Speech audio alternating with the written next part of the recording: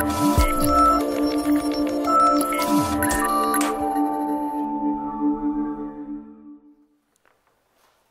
good afternoon guys, Ron here, Precision Sails, doing a walk around of a beautiful little mainsail here. This is a mainsail for a Tanzer 22 made with Challenge warp drive, happens to be the 6.11. It's a Tri-Radial Dacron, so woven material, class legal for most classes. Let's take a quick walk around here and we can take a look at some of the features. This gentleman has added all 4 battens are full. We've got 1 reef point here, and that's about it, I think.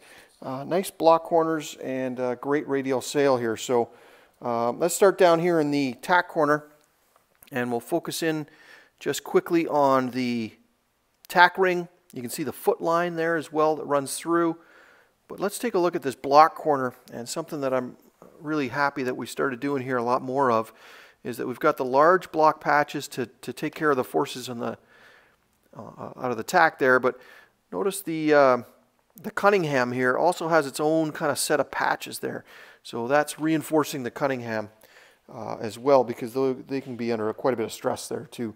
So let's just I'll stop here in the center here and I'll kind of start to pan up so that you can get a good idea of what that radial design looks like. Pretty sexy, and as you get up higher it goes into more vertical panels. So benefit of a radial sail is a sailmaker can make a better sail shape with it, and therefore you're going to point higher, you're going to heel less, and most boats heel or faster when they're flatter. So now we've got a loose-footed sail here, and so the only place that it attaches is at the tack and here at the clew. And we've got a good-sized clew slug that's going to slide down that track in the boom, and you're going to control it with your outhaul there.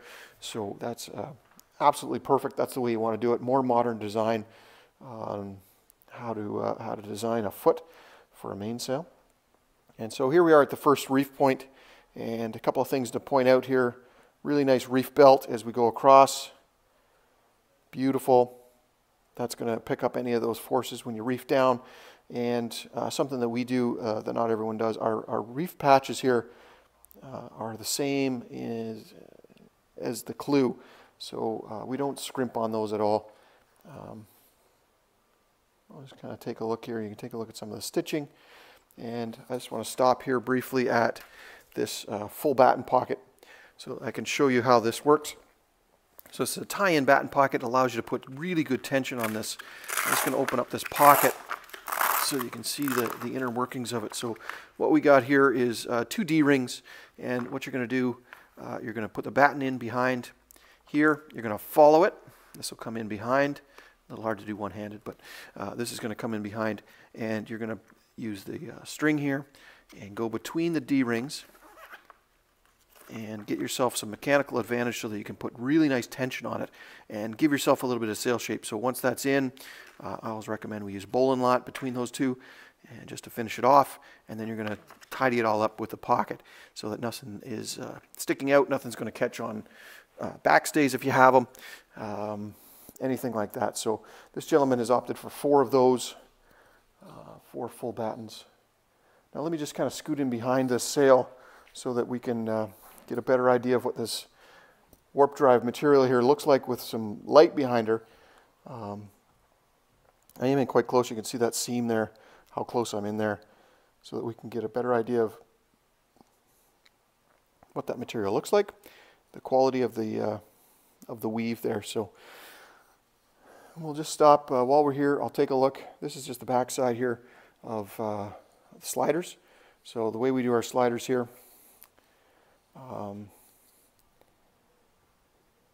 quite well done here. So this is a nylon slider. We try to use nylon sliders whenever we can. They are much better than stainless, not stronger, but cause less damage to masts, and stainless over aluminum loses. So, but notice the way we web these on so that the slider isn't going to move back and forth. It's not going to jam. We've reinforced it with the Dacron in behind to make sure that there's no damage done to the sail itself. And then we also use the vinyl to make sure there's no chafing at those points either. So that's the way you design and build proper slider attachments. So we'll stop here as well so you can take a quick look at the batten receptacle. This is where your batten's going to fit into, your full batten. And that allows you to put really good tension on that so that you can set some sail shape, especially for lighter winds. So there you go, guys. That is a fantastic example of a Tanzer 22 mainsail made with Challenge warp drives, Challenge Sailcloth warp drive. And this happens to be the 6.11 version. If you're interested in a quote, by all means, click the link below and we can help you out.